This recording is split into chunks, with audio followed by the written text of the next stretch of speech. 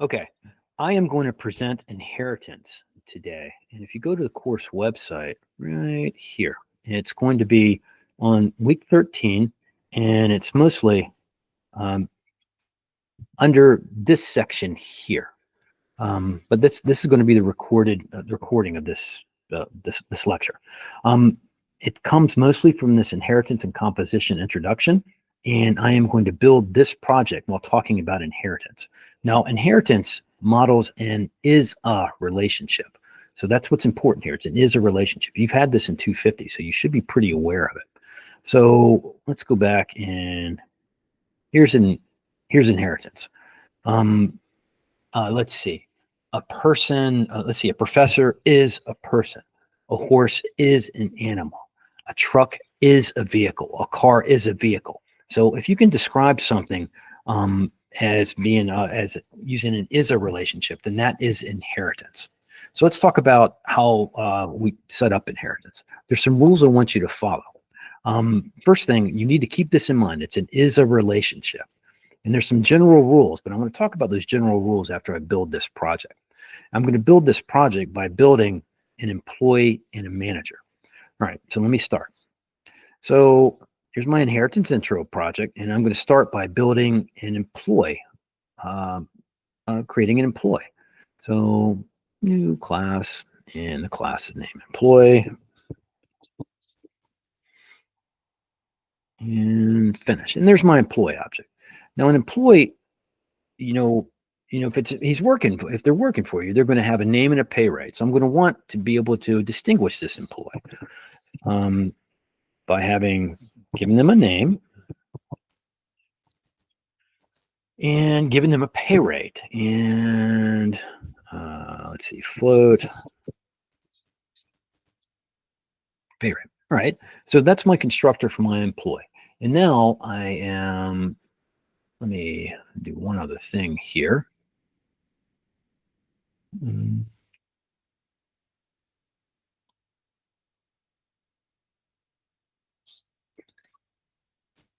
There we are.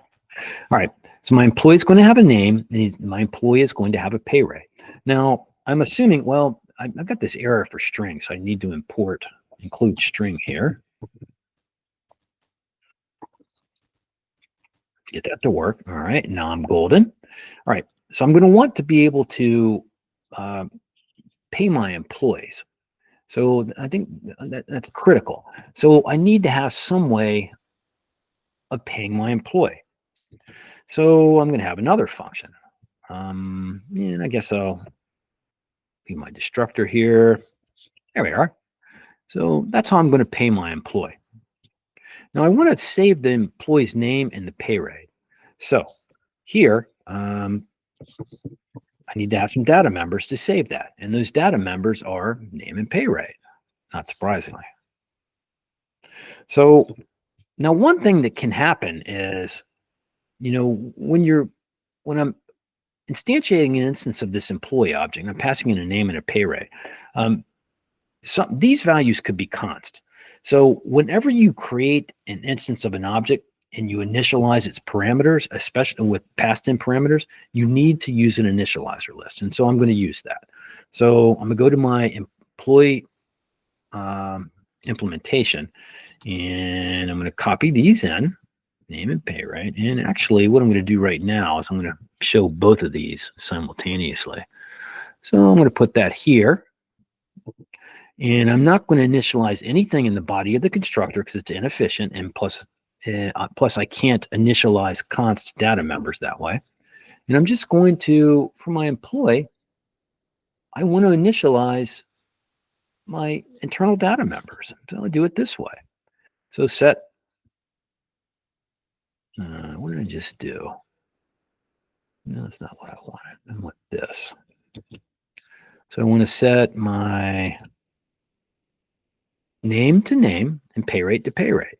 So my internal data member name to the name that I pass in, and my internal data member pay rate to the pay rate that I pass in.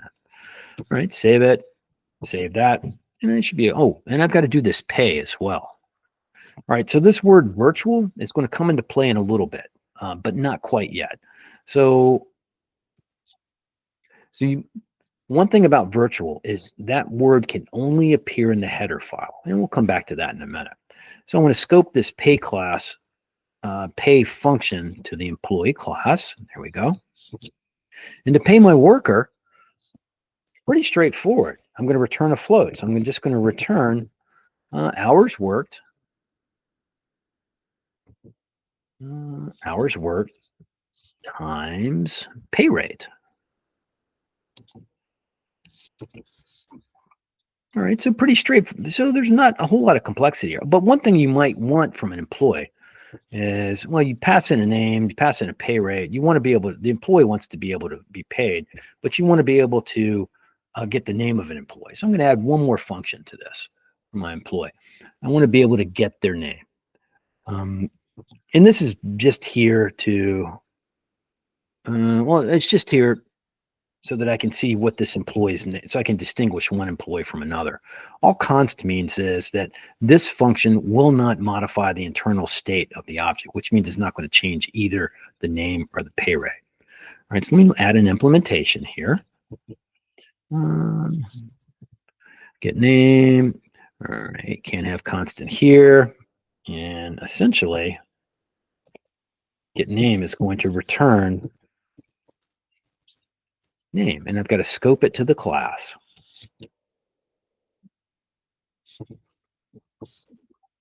Alrighty, I think that's all I want for my employee. All right, so clean that up a little bit, tidy it somewhat, and I'm going to go over to this function here, and I'm going to create an instance of my employee object. So I'll start with, well, one thing, what's the pay rate? Int pay rate is equal to, I'll just say it's 10. Let's create an instance of an employee. So for this class, so we'll call, here's my employee. Let's see, employee named Keith, and that's going to be my pay rate for Keith. So I'll just pass in a pay rate. And what is pay rate? It's a float. Oh, that has to be a float. Pay rate 10.0. There we go.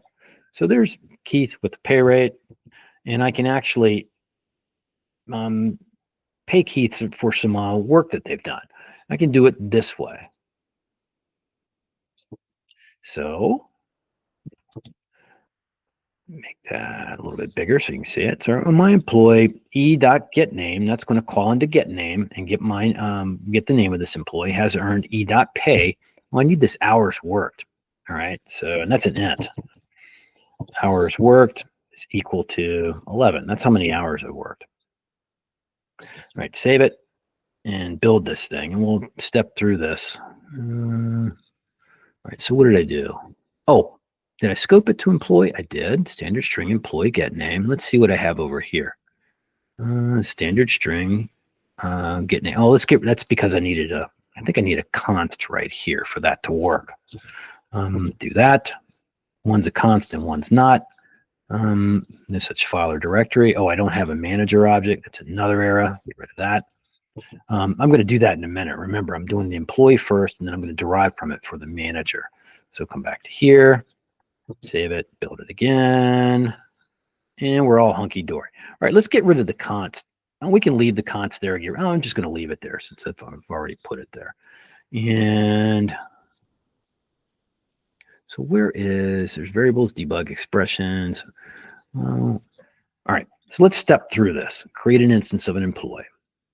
To run through here. I'm in main, I'm going to step, and I want my console window down here and my variables window down here as well. Expressions and debug, all of that there, and I don't want that at all. There we are. Where am I? I'm at main. So I'm going to create an instance of employee. Run to here. And so when I step into here, you're going to see I'm going to step into the employee. Well, first off, I'm creating a string. So that's why I'm stepping into this basic string thing. So this is just creating a string. I don't care about that. So let me step back out again and get rid of that. And I'm going to step into my employee constructor now. So now I'm in my employee constructor right there. And when I finish this, I'm just going to initialize my employee object with the name and a pay rate. So I step over, and now I can go and look at my variables view, and there's my employee. There's the name, there's the pay rate. And now I can ask the employee, I get the employee's name and get the employee's pay. So step into this, and I'm gonna get my name. I'm gonna return the name of the employee, which is Keith. Step out. And then I step back into e.pay to figure out how much I paid the Keith, and I stepped right over it. All right, let's set another breakpoint here. Get rid of that one, get rid of that one, kill this process, run it again, run it to here, and I'm gonna get set a breakpoint there, and I run it, and there we are. I'm gonna return the hours worked, which is 11, times my pay rate, which is 10, to indicate how much money has been earned. All right, so that's not a big deal. I mean, we've talked about creating classes before. Let's now create the class hierarchy, specifically this one, where manager derives from an employee. Manager is an employee. A manager has a name, just like an employee. A manager has a pay rate, just like an employee. There's going to be something that distinguishes a manager from an employee. In this case, I am going to say that the manager's pay is always, it's going to be an hourly rate times the number of hours worked times some bonus multipliers. It's the bonus multiplier which distinguishes the manager from the employee. So let's create that. So what are we doing here? Source, let's create a manager object. Class manager, there we are. And class already exists. Where does it already exist? Well, it already exists right there, I guess. So let me rename that. Rename manager 1. And rename that to manager 1 as well. All right, and now let's create the class. So new class manager. All right, but I want manager to derive from an employee. Now you can derive 3 ways: publicly, privately, or protectedly. I've never seen any other class in any class hierarchy derive in anything other than public. So stick with the default of public, and everything is going to be fine in all of your code. And I programmed professionally for 4 or 5 years in C++. I never saw anything other than public derivation. So that simplifies things. Let's derive publicly from employee. And here's what you get. Here's how your manager looks. I've got a class called manager, which derives from an employee. I've now implemented this inheritance hierarchy. My manager is an employee. My manager can get to every part of employee that's either public or protected. So my manager object, here's my manager object, here's my employee object. My manager object can get to get name, and it can get to pay, but my manager object has to take a name and a pay rate, just like employee does. So this no argument constructor is not going to do, because manager, when you create a manager, they've got to have a name and a pay rate. So put this in here, into manager, and change this, get rid of that, and now things get a little complicated. The thing about constructors in C++ is constructors are called from least derived to most derived, which means the base class constructor is called first before the derived class. And the employee is where the name and the pay rate are actually defined. And so the way that you set this up is you want to call the employee base class constructor. Now here's how you do that. So, and you want to call that base class constructor first before you initialize anything that specializes manager over employee. And so let's add the specialization for manager. So let's see, private int bonus multiplier. That's how much this manager is going to take the ordinary pay and have it multiplied because they're a manager. Oh, which means I need to pass this in. So I'm going to pass it in for my manager. I'm going to have a 3-argument constructor here, and I'm going to have that. And now I have this. All right. Oh, that was employee. No, that's the wrong place for that. That has to be manager. It has to be a manager.cpp. Here. All right. So now what I have to do is I have a 3-argument constructor. I have to initialize all those parameters. I don't want to do what I did in employee, where I try to initialize these base class member functions, and mostly because they're private. My manager derives from employee, but employees' name and pay rate are private in employee, so I can't get to those. But I can get to my base class constructor here. And so what you do in C++ is you follow the rules. And the rules are, when you construct an object, especially in an inheritance hierarchy, the least constructed, the inheritance hierarchy starts from the bottom and works its way up. So the least derived class is called first. So that means that I construct my employee object before I construct my manager object. Pretty straightforward. You have to use an initializer list. I call my employee base class constructor, passing in my name and pay rate. So that's going to call my base class instructor for base class constructor for employee. I got to open a file here.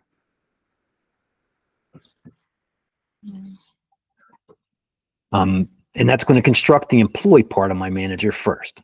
But then I have to initialize the stuff that specializes manager from employee. And that is this bonus mult. No worries, I pass it in as my third parameter in manager. So set bonus mult, not the whole int, to bonus mult.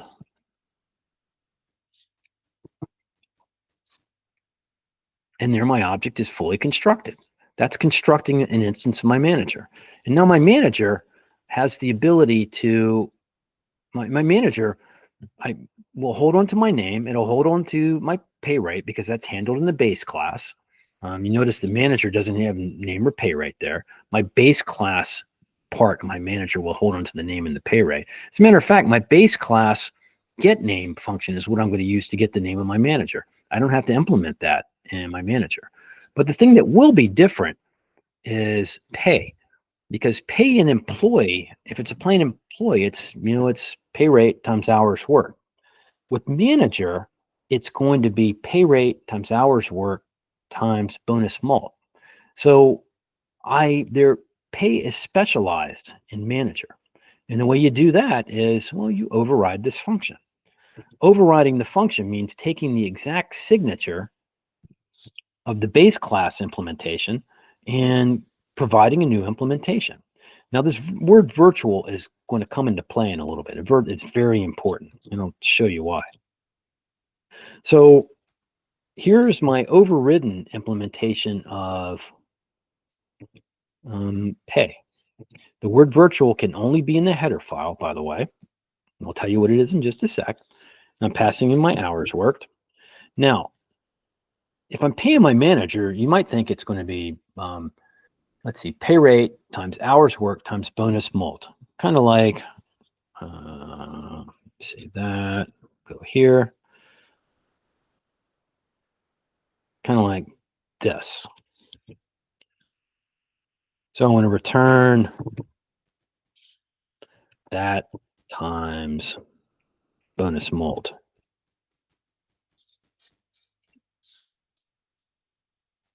That. But, pay, just because it's a one-liner here, doesn't mean that this pay couldn't have, 500 lines. If pay had 500 lines, I would just be taking those 500 lines and copying them over here. I don't want to do that. I want to call the base class's implementation of pay. Now, here's how you do it. It works the same way that I called the base class's constructor. just call this. I'm going to call employee pay, passing in hours worked.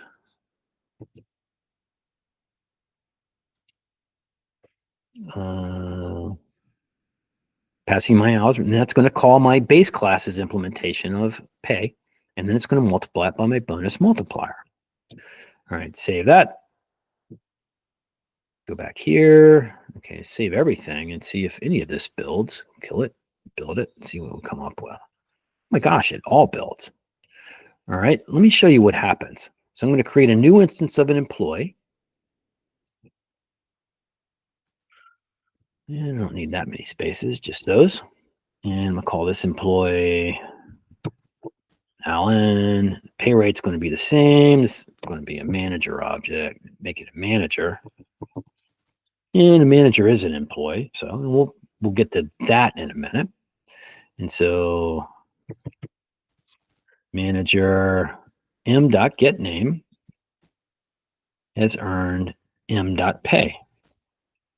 There we are. Let's build it and run this and see what we come up with. So, come up with an error. So where's the problem? Manager was not declared in the scope. Oh, I forgot to include manager.h. Let's put it up there. Manager.h. Save it. Build it again. Oh, it's still an error. What's my error now? No matching function called a manager constant. Oh, I got to have a bonus multiplier for my manager. I'll put it up here. And bonus mult is equal to 2. There we are. Because my manager, remember, has a 3-argument constructor: name, pay rate, and bonus multiplier. So I need bonus mult there.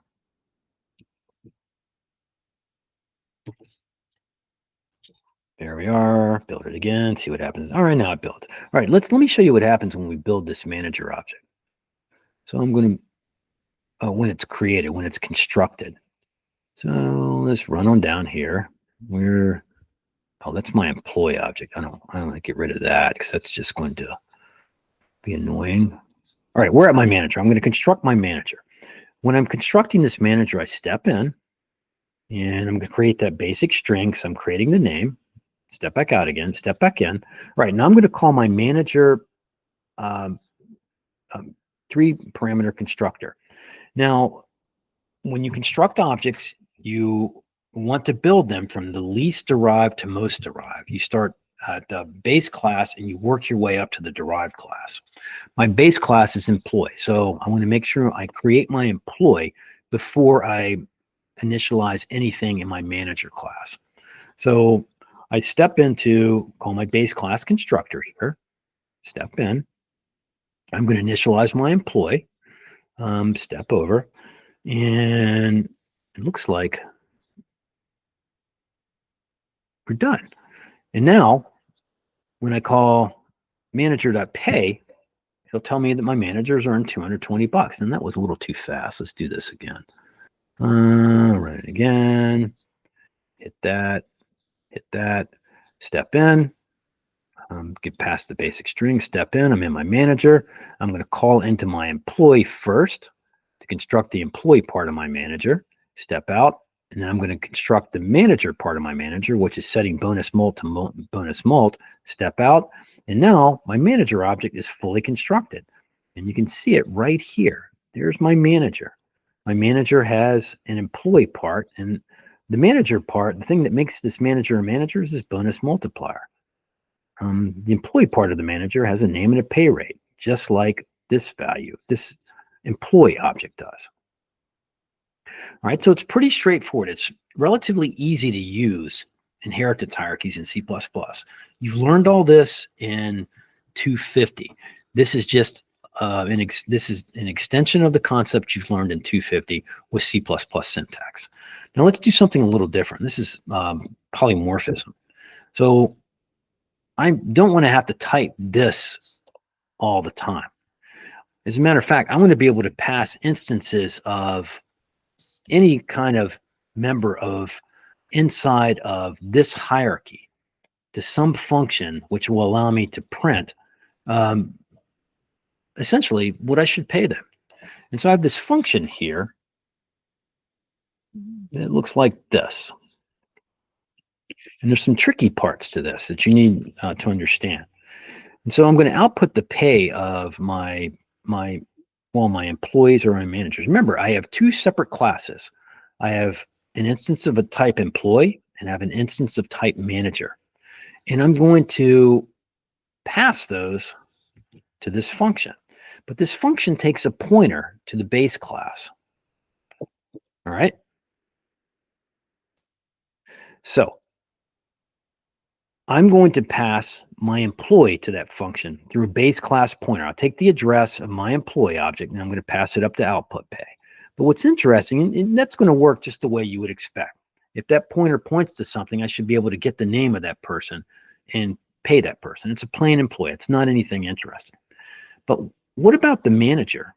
The manager derives from an employee, but it's not an employee. It's more, it's a superclass of employee. It's an employee plus manager properties. So how can I manipulate it with the base class pointer? Well, it's going to turn out that this is going to work just fine and dandy. So first I'm going to show you that it works fine and dandy when I run it. Kill that, run it. And all this is going to do is I pass an instance of an employee up here and I output the employee name and I pay the employee and it works the way it's supposed to. Employee Keith should earn, it's the pay rate is $10 an hour, it works 11 hours, he should get $110. Manager Alan, has worked, the pay rate is $10, he works 11 hours, bonus multipliers too, it should be twice as much as Keith, and it is. What makes this work is this keyword here, virtual. It's there and it's there. And if it turns out virtual, you use it in overridden functions, and it's also always in a destructor. What virtual means is it tells C++ that if this object is being referenced by a pointer that of any type in the object hierarchy that the object belongs to, then virtual means find the type of the object this actually is and find its implementation of this overridden function. So when I pass this manager to this output pay by an employee base class pointer, once I call base class pointer and this employee pay, what that will do is it's going to look at this object and it's going to determine, hey, what are you really? Are you an employee or are you a manager? And it's going to see that it's a manager and it's going to call the manager's version of pay. And it has to do that because my employee, there's my employee, there's my manager. Because this pay function takes an hour's work, there's no way to really distinguish if I'm manipulating an object with a base class pointer, there's no way to distinguish where that object is, in fact, an employee or whether it's of manager, because these two functions have the exact same signature. Now, C++ does this through something called a vtable. When you add this function, this keyword virtual, to the name of an overridden function in a class, what that will cause C++ to do is for every instance of this class, it will create a virtual table. And that table will indicate which function you will call for this instance of the class. So if I have a base class pointer pointing to a manager object, and if I have this manager object and I pass it to this function as an employee and I call it pEmployee.pay, what will happen is the pEmployee.pay will look at the vtable, figure out what this points to. Hey, it doesn't point to an employee, it points to a manager. And it's going to call that manager's implementation of pay. But that only works, that vtable is only created for functions that have virtual in the header file. And by the way, once you add virtual to any overridden function in the inheritance hierarchy, it applies to all of them. So why don't you do it all the time? Because it slows you down. because whenever I'm using a pointer to manipulate any class that's part of a class hierarchy, I've got to go to that V table and figure out what kind of object it is before I call the overridden function. So, and this is the basis for polymorphism. So it doesn't matter how deep this hierarchy is. I can have manager, employee, store supervisor, regional manager, owner of the CEO. It can be this chain of objects in an inheritance hierarchy. I can pass them all by this employee pointer. And when I try to pay them, I just call, when I call pay, as long as pay is virtual and overridden as virtual in every one of those classes, C++ will figure out what type it is, whether it's a manager or an employee or owner of the company. We'll figure that out and call that implementation for pay. So that is my inheritance introduction. Some things to keep in mind. There's some general rules. Inheritance models an is-a relationship. You need to use an initializer list because you have to call the base class constructors first, then initialize the member variables associated with the particular level it is in this class. So you always use the initializer list, and you initialize, you call the base class constructors before you construct this particular object. And so it doesn't matter how deep it is, you just have to call the previous classes in the hierarchies constructor. And presumably that class, that instance, will call its base class constructor. And you can just keep going down the chain. And that will ensure that your base class constructor is called first, because C++ constructs objects from least derived to most derived.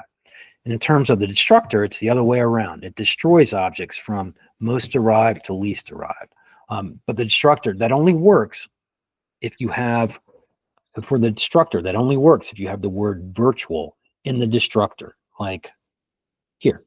And it's hard not to have the word virtual in a destructor for these classes, because if you create it through any IDE, it always makes your destructor virtual. So it always works properly.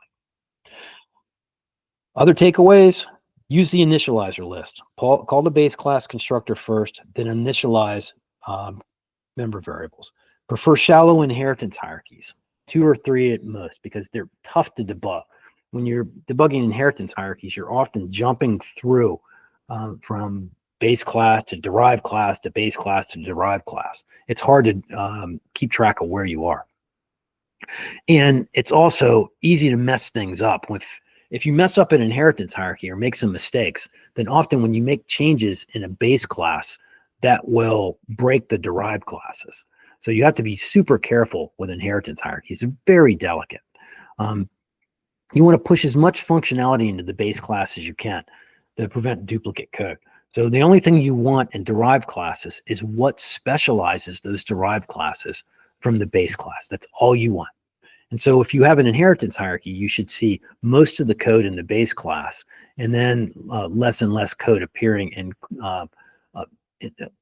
derived classes as you go. And the only thing that should be in the derived classes is what specializes that derived class from its base. You want to derive publicly from base classes. This thing, where's manager? This thing here. And you want to have, likely, once you're using inheritance hierarchies, you generally want to have most of your data members protected. If they're not protected, then your derived classes can't get to them. I mean, that's fine. I mean, for the way that I have it set up now, I never access, my manager will never access name and pay rate.